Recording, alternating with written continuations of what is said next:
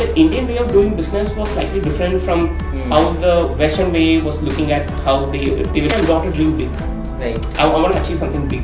Right. I keep saying this. Every generation wants to differentiate itself with its own set of kinds of products. Data founders or product managers or product builders in general have their own biases when they go. Trying to understand what's the difference between an entrepreneur and what's the difference between a businessman.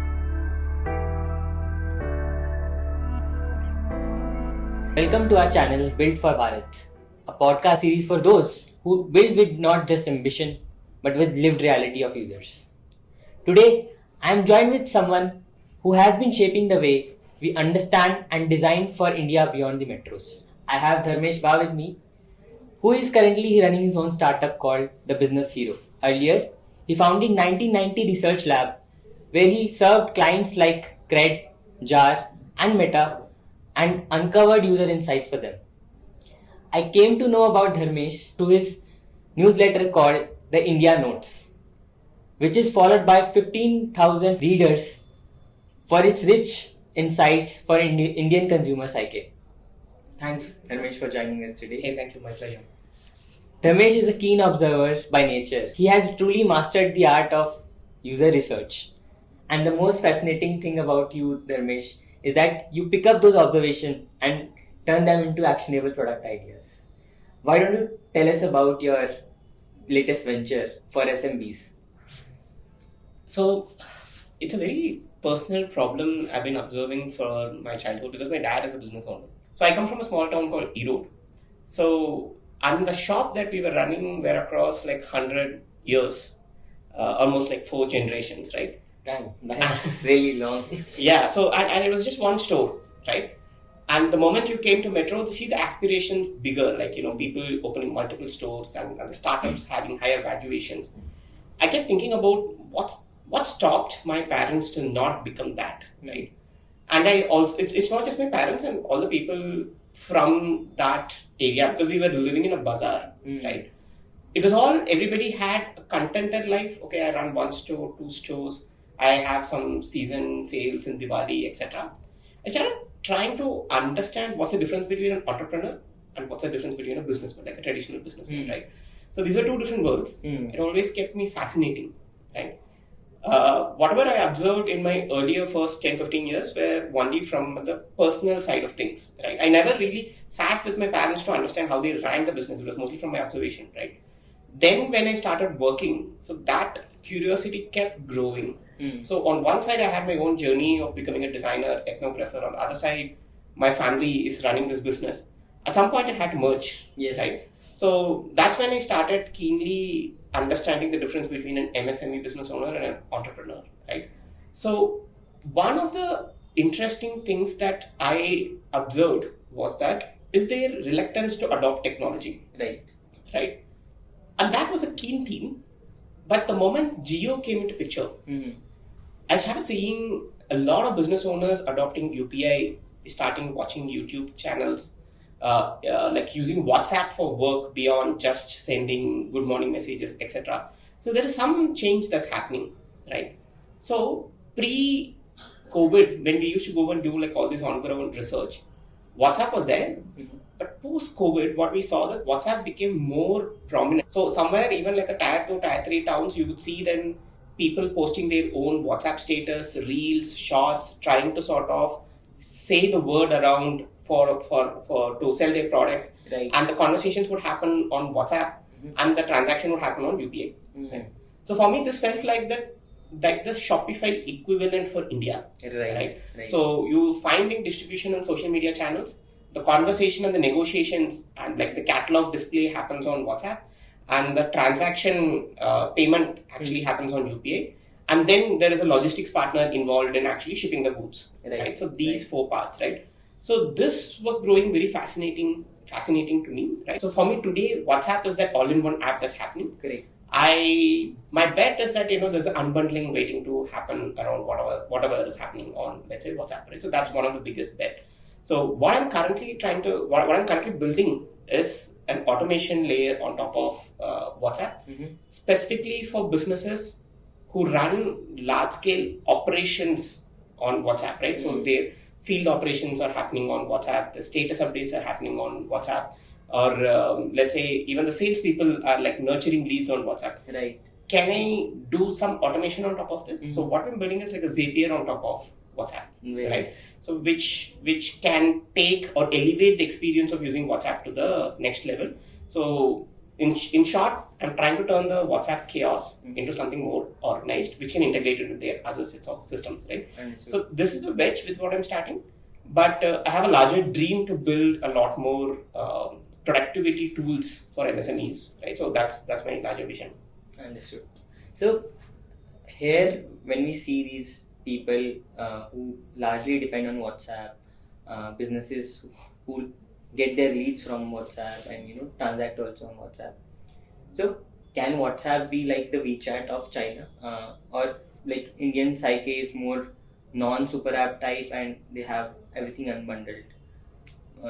Just wanted to know your view there. My views around having a one super app versus unbundling has changed multiple times because I couldn't find one single answer to it, right? WeChat in China works beautifully. So they have also enough business tools that they've given to create banners, posters, they have intelligence tools backed on top of that so that they can target the right set of customers. Let's say, for example, if they realize Dipanshu has not come for almost 3 months, like the app could also notify you saying that, hey, why don't you give them a 50% off? Right? It's a potential way to sort of bring. So those sort of intelligence currently does not exist on WhatsApp, right? So eventually that needs to come because otherwise that unlocking of that potential does not happen. So if you realize today, more than the product being good, it's whoever takes your topmost mind share is the one whom you're going behind, right? So it's a very interesting insight. Do you know why these business owners keep sending Happy Diwali, Happy Ramzan, Christmas to all their clients, right? So one of the business owners told me that, the reason is not that I want to wish, of course that's a reason, but it is also to get to the top of their mind. Yes. I need an excuse to stay in touch with my potential customers. Right. And somebody, they also beautifully articulate and say, the moment I send like a, Happy Diwali, I come on top of your inbox, right? So how do I come on top of your inbox is something that they continuously thinking about, right? So which means we are not giving them enough intelligence tools to make decisions, but they're finding their own jugaad to do business or run business, right? The reason I'm very excited about this conversation is that Dharmesh always has a bag of stories, and I think today we'll cover a lot of those. So I was going through a report that you co-created with Peoples Plus AI around MSMEs, and as you were mentioning that these medium and small businesses are deeply under penetrated from technological point of view, but we also know that there are around 6 crore MSMEs today in India, an estimation we have. So how did this idea of report came to you? What did you do to identify what are the opportunities for MSMEs today? If a young person who wants to go and serve this underserved market, what are the opportunity areas for them? Yeah, so one of the nature across a lot of small business you will realize is it's completely chaotic, right? So it's just people-led, it's not very process-led, right? So today, let's say tomorrow you start a startup. First thing probably you will buy is a Google Workspace, right? You will start jotting down your documents in like a Google Doc, then you will, introduce Slack. Basic level stuff for day zero. You're not waiting for, okay, let me have 10 people, after that let me start. That's not what you think. You're thinking systems from day one because that's how you have observed people running great businesses. Right now you're in, like, say, Misho, right? So from there, you've learned a lot of stuff and you want to replicate some of that, right?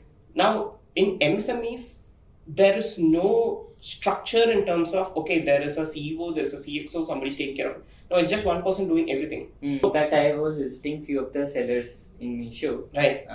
And there I realized that they generally hire one smart guy from some tier 2 engineering college. And that guy runs everything for them. Yeah. Like he'll be the marketing officer, he'll manage their sales, he'll manage their operations, everything offloaded. Yeah, right. So that distinction of, okay, there's a specialization, I'm gonna hire a growth person, I'm gonna hire marketing performance, that doesn't exist, right? So that chaos, right, has never been able to addressed by the non-AI tech Because a non-AI tech expects you to know what to do. So for example, even if I have to start doing an inventory management system, so the first expectation is go and scan your entire inventory.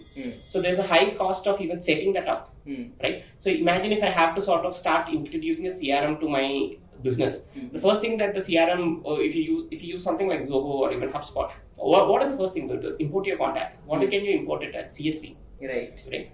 I don't have it. Or I don't know how to. I don't know. It's not even how do you have the entire contact list in CSV? Where is it mostly sitting? It's sitting on a phone book. Correct. Or it is sitting on a WhatsApp. Correct. Right? Or it might be sitting on something like a digital, like a physical ledger. Correct. It can happen there. Right? Or sometimes it's just on top of their mind. Right? So there the expectation is that it's a DIY product. You try and figure out whatever you want. That didn't really work. Right? And sometimes like this is something that I observed even in my mom. I kept asking her, why don't you have a billing system? Right? And she would have this very interesting insights, right? So you would say that, you would just assume that, all the products have an MRP, but that's not the case, right?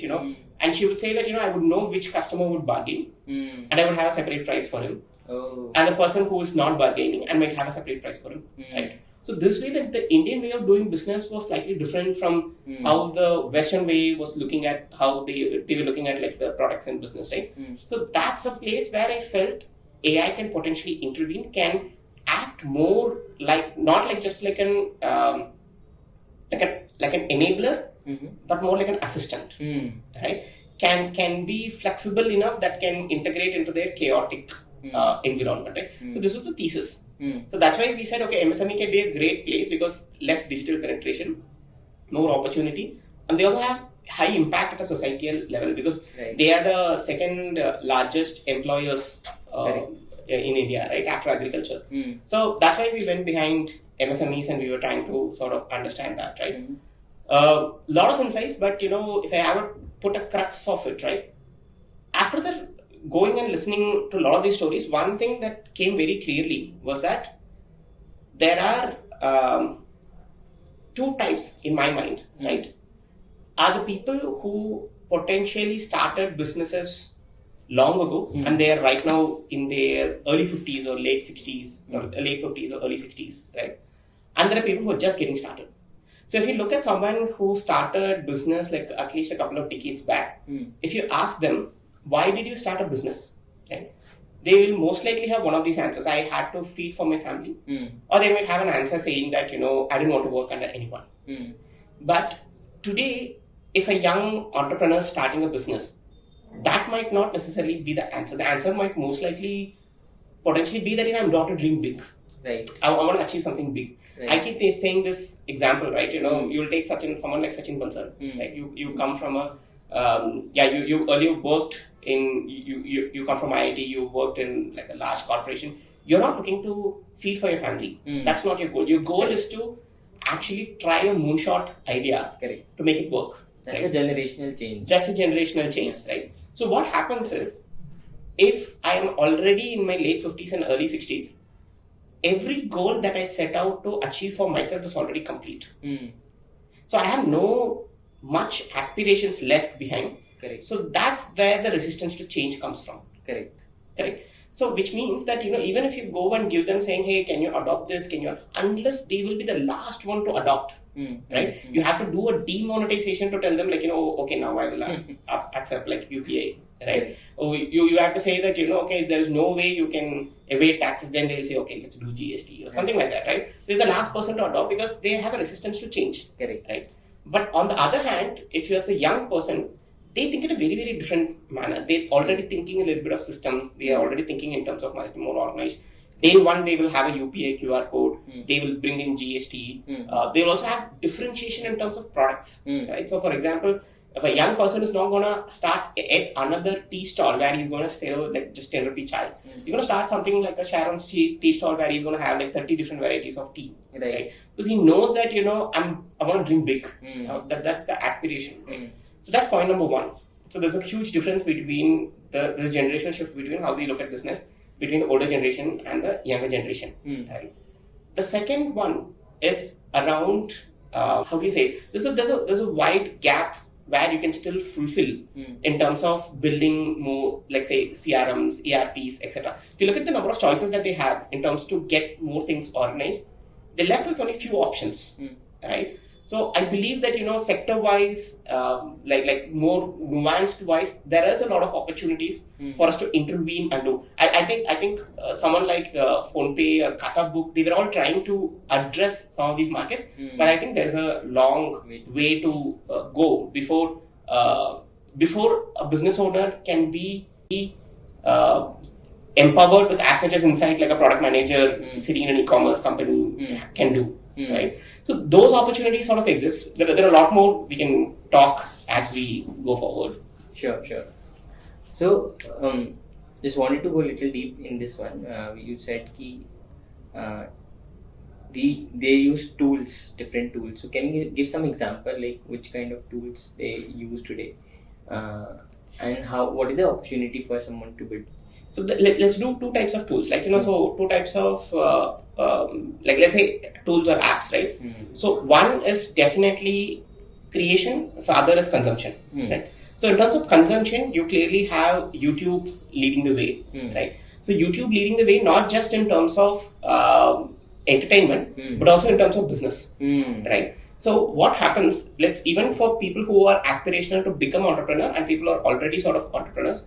One of the things that I've started observing in the recent times, even during the visits, were that there's an aspiration to actually become an influencer, right? And it's not just influencer saying that, I'm sitting in somewhere in Prayagraj and I'm looking at someone in Delhi. No, that's not the case. He's looking at someone who's probably 5-6 kilometers from there, who's already sort of built an audience in the YouTube, right? It might not have 1 million followers, but he's able to sort of influence the local market, right?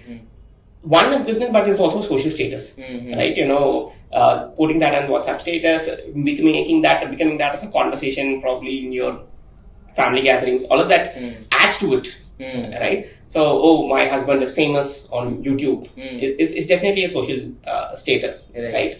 So that is one tool. Definitely, YouTube has a great. Google Maps is another, right? Where especially in terms of if you're a retail, specifically if you're a restaurant, if you're a grocery store, anything around that, monitoring reviews become one major place for them to do stuff, right?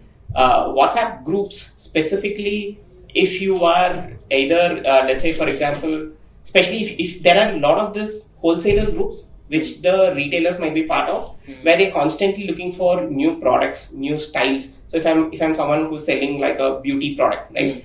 So let's say if I want to get Korean beauty products, I know everybody's using Korean beauty products on Instagram. Can my wholesaler or distributor actually get those Korean products, right? So I'll give you one interesting story, right? So there was this one person we had met in outskirts of Nagpur.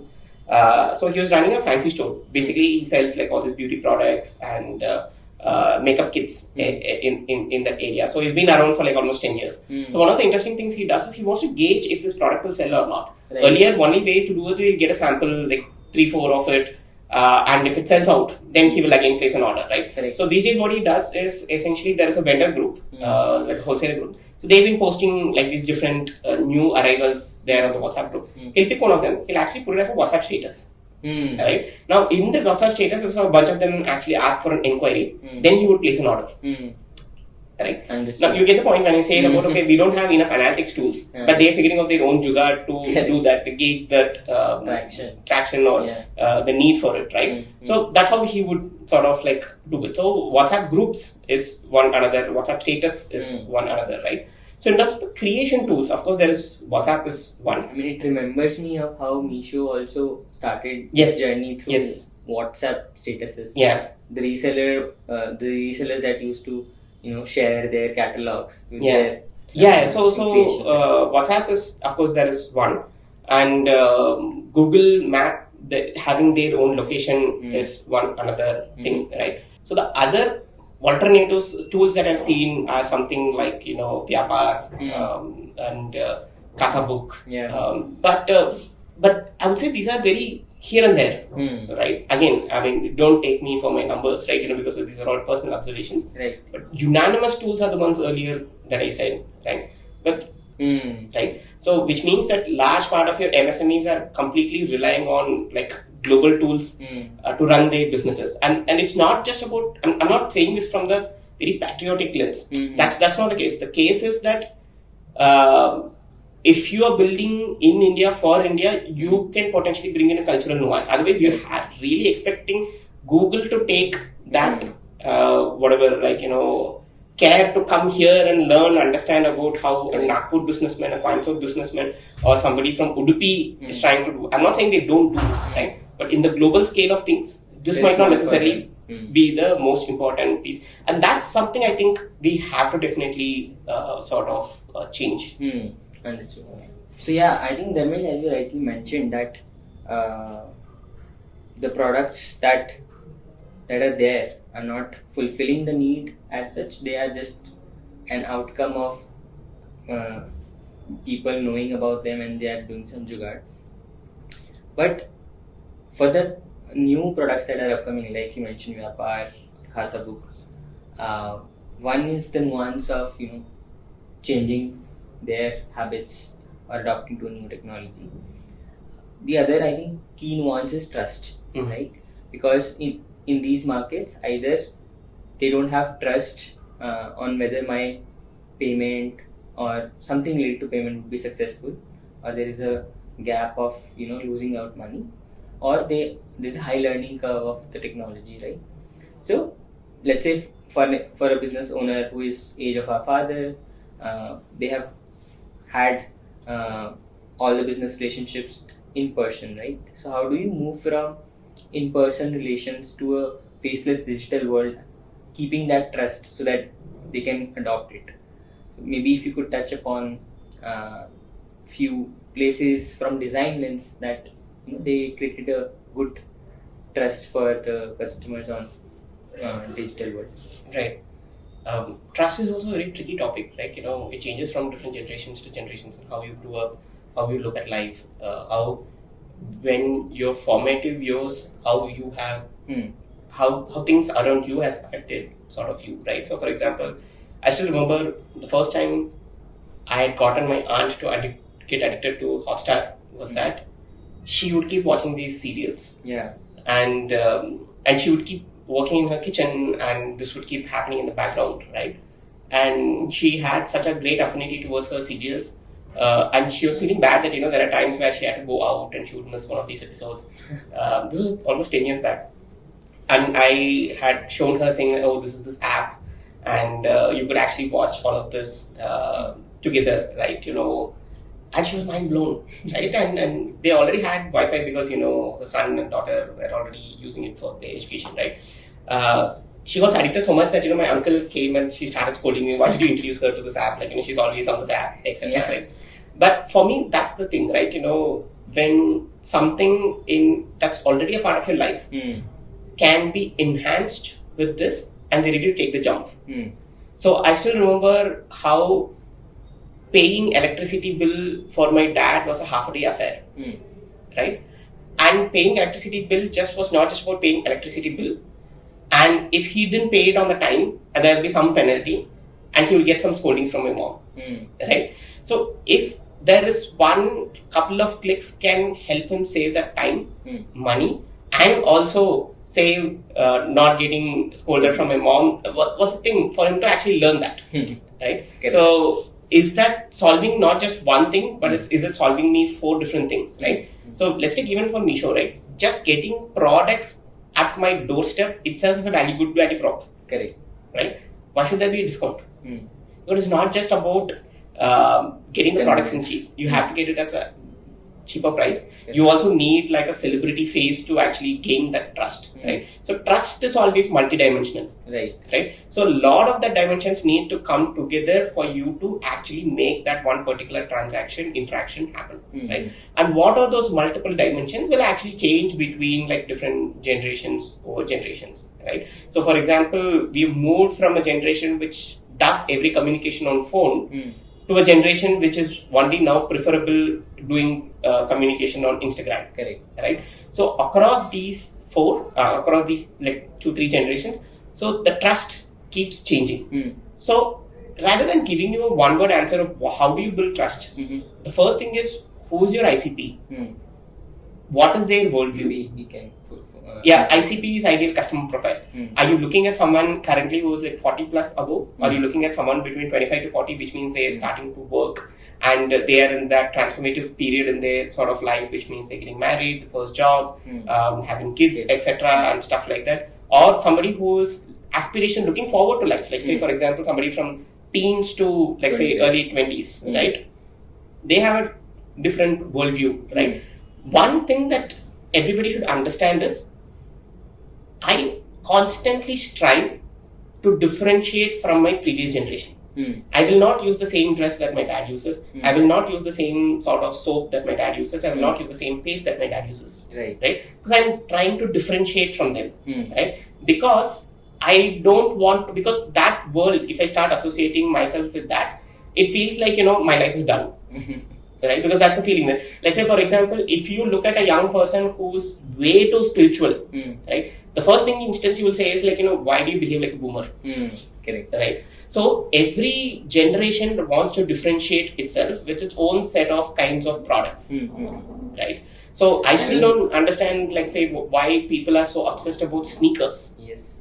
Right? I mean, that's the example I was just about to mention. Yeah. So my brother ordered a sneakers from a random account on Instagram for me on my birthday, and I was very skeptical. I mean, it's just the 4-year difference between him and me. Yeah. That you are ordering like so expensive product from him, will it come or not? And it got delayed by 2 days, and I was about to scold him. So when you're looking at an influencer, and then at least when they pretend that they're showing off their entire life to you authentically, what they are trying to gain is replace a friend. Right? And that's why the loneliness alternative is actually watching Instagram Reels, especially vlogs. Right? So when brands are trying to sort of mimic, right? They're trying to mimic that vlog version of that particular story of the brand. That's why now all the founders are coming out and telling their story, right? You see the videos of, okay, there might be a brand which is a D2C brand. Why do they have a video of what is happening in their office? Right? Because now they're also opening up their life of how they're running that business. Right? That is gaining trust. So here on the one side, an e-commerce company trying to optimize for 4-star reviews versus somebody putting up a story in their office, what is happening, it does the same job. Right? So that's why I'm not able to give an answer of what will give you trust. And that differs from generation to generation, and we'll have to sort of evolve with that. Understood. But if I have to specifically ask for like Bharat users, and let's take maybe the working class, right? Do you have in mind some apps which have solved for trust in a very good way? Yeah, I really love Sri Mandir from Apps for Bharat, right? That's also like because my dad was running a puja store, I mentioned, right? My parents were running a puja store, right? And I know the kind of audience that they're going behind, right? The first thing that my dad or anybody else in the bazaar would do is open the shutter and they'll do puja. And the fact that, the moment you open Sri Mandir and you're able to see a shrine is such a, I don't know why, I know for somebody who's very religious, it's a divine experience, right?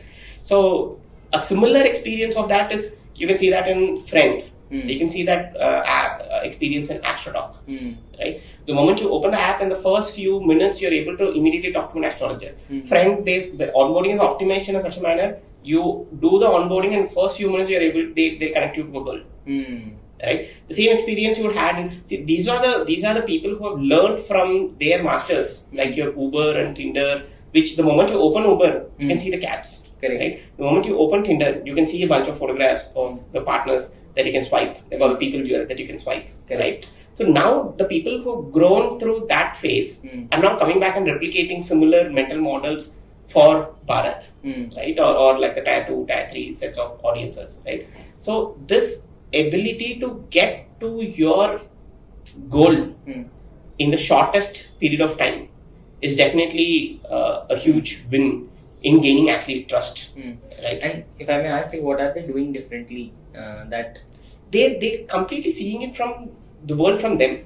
Let's say, for example, Friend is a good example. Like I've written about Friend even in my newsletter, right? So Friend So we have this what do you call, Indian apps largely only copy West, right? So we replicate it, right?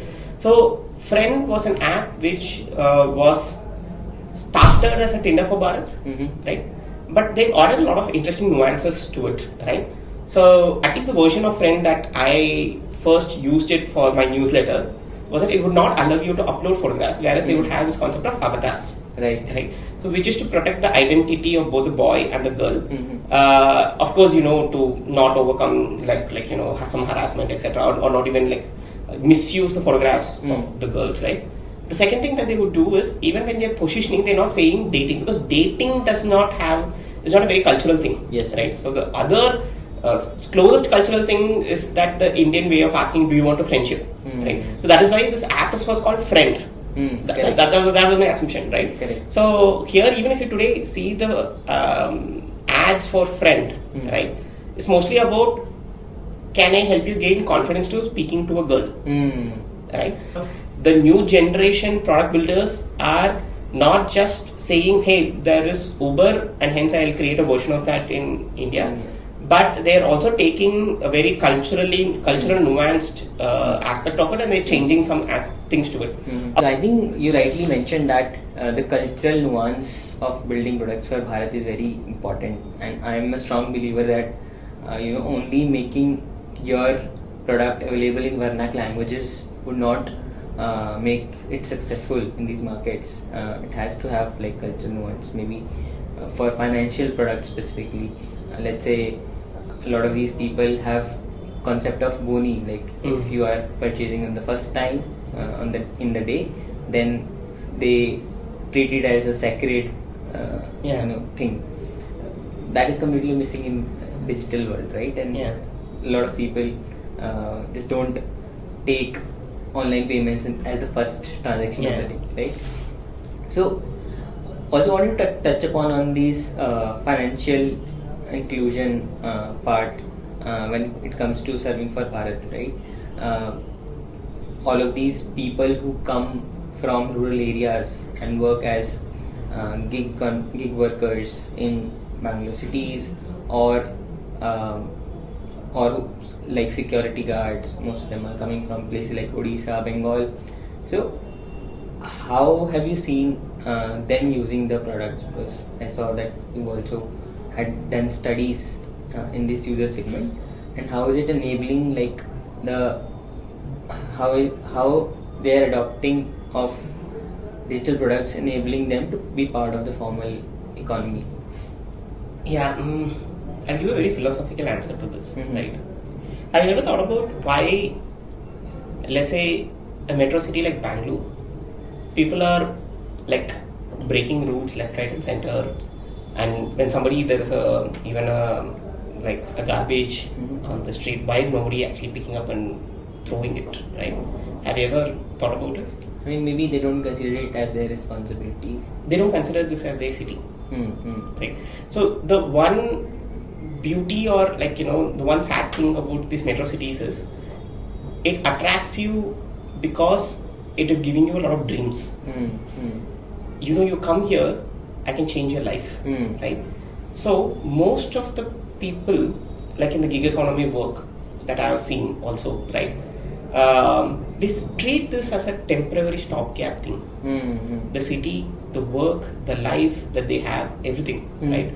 So that's why they are willing to actually pull out more hours to work, and they're okay to sort of put everything under risk because we're continuously showing them a dream, saying that if you work enough, then you can go back and have a great life, right? You can start your own business, you can go study abroad, you can go back and do farming back in your hometown, etc. It's not just for them, even for us, right? Even just before you asked, are you from Bangalore? I should at least say I'm from Bangalore, right? Because I've been here for 10 years. There is some still dream saying that no, maybe one day I'll go back to my hometown, and that's same across different people, right? So the city has that sort of glamour to that, right? Why I say this is because if you are thinking this as a very, very temporary space to like it's a temporary gateway to a better sort of life, everything is temporary. Just like how somebody going in an H1B visa sitting in like US thinking everything is temporary. Like somebody came back and said, even to buy a nice dining table, we would keep thinking, knowing whether my visa will get renewed or not. I completely hated that temporary feeling, so I came back to Bangalore, is what somebody said, right? Same thing, like, somebody from a smaller town coming to like a bigger city and living like a temporary sort of life. So, which means everybody here has a goal to reach to escape that, what do you call, like a spin wheel thing, right? So to get out of the treadmill, let's put it that way, right? So which means that they are trying to move towards that goal, right? Now it's most of the time there is a financial benchmark, right? I have to earn so much, I have to sort of gain so much, so that after that I will stop. So that's the journey towards which they will potentially take, right? Now everything around their decisions is moving towards that goal, but somehow every time when they save something or the other will come to extend the journey further. It can be a healthcare crisis. Somebody might have like actually gotten ill, or it could have been like a marriage expense. Like somebody's sister could have gotten married, etc., and stuff like that. Sometimes he might have fallen ill, right? So there is always some or the other additional expense, which kind of takes away all the effort that you have done and leaves you saying, now we have extended your goal. You have to keep running for a few more sort of years, right? So that's the journey most gig economy workers are also there. If you go and see them, they always treat that gig work as a temporary sort of work. The frustration starts growing, not because of the temporary work, because they haven't found any other choices in their life to actually go ahead and sort of do it, right? That's very relatable actually. Like I keep talking to the security guards at my office, and one of them mentioned that he's from Orissa, very small land holding, have come to Bangalore because there was nothing to do in the village, have some friends here, and he's like कि थोड़े time के लिए आए हैं भैया, यहाँ कमाएंगे और फिर चले जाएंगे. So that's actually true. Yeah. So that's across everyone, right? So when it comes to, let's say, when you say financial sort of inclusion, the products usually treat people in silos. So if you're someone who's giving fixed deposits, or if you're saving someone under just loans, right? If you're helping them do mutual funds, every company slices and dices an individual only for their product, or if you're trying to say insurance. So the reason I asked this question was that these urban population is also a big part of Bharat users today. Yeah. So like what can be like key opportunities if somebody wants to like serve for this target segment? So maybe this is usually classified as suburban, right? So which means that they might have they might be open to sort of technology, but they may not have the financial sort of leeway to experiment a lot in sort of their life, right? So I'll go back to what I said, right? If we are able to map the journey of every person who comes from a different state to here, and what is their life goals, right?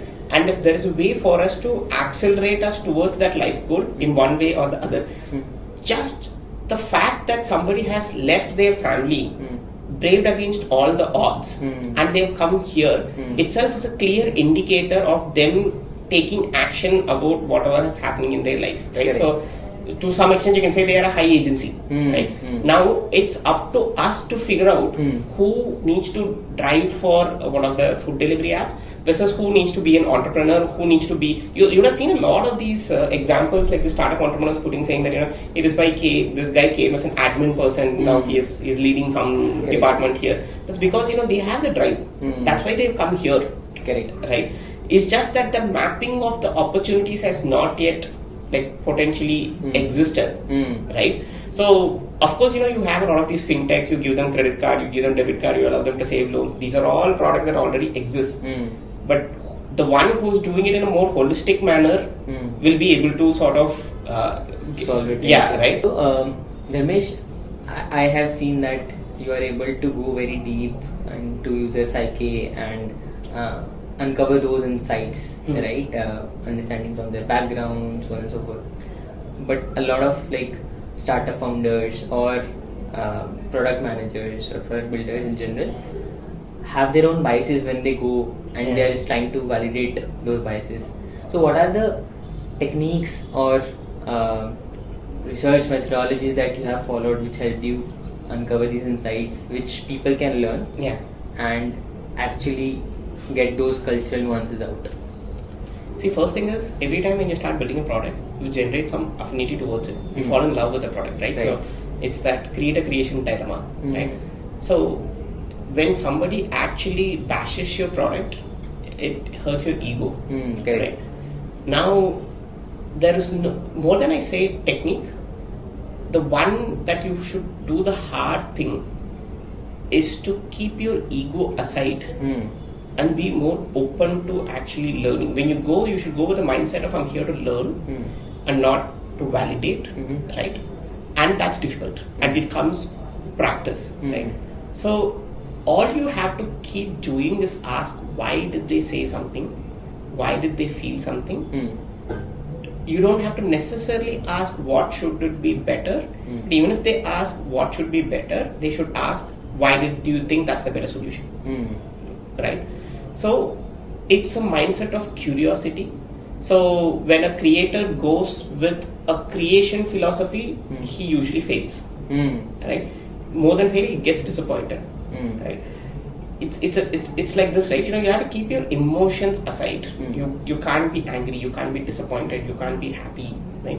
So of course, if you're talking to 10 people, like say 8 people are saying not so great things, and there are 2 people who really love the product, it's natural for your mind to move towards that. Oh, these 2 people are geniuses, they know everything what I feel, that other people are stupid. That's the natural response, right? But what you have to realize is this entire user interview or user research as a concept is not black and white. You're not looking to get positive, you're not looking to get negative. There's always shades of gray. You have to dig deeper into it, right? So you have to read between the lines, right? And the reading between the lines is extremely important, right?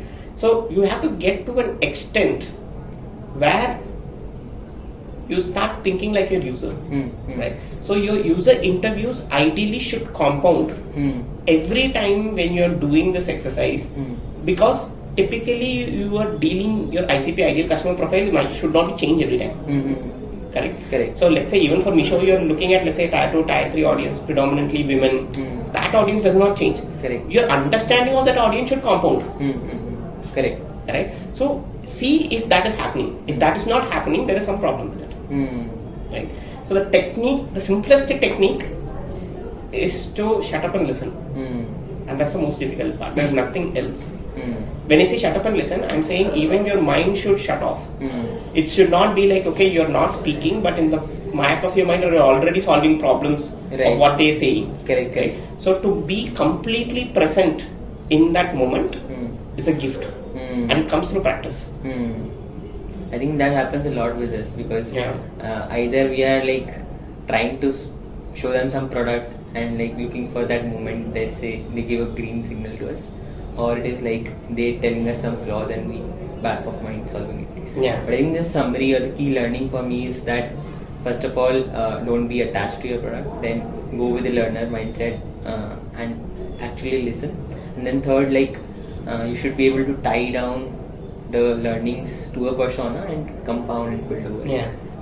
That's, I think, is something for me also that I learned today. So thank you so much, Dharmesh.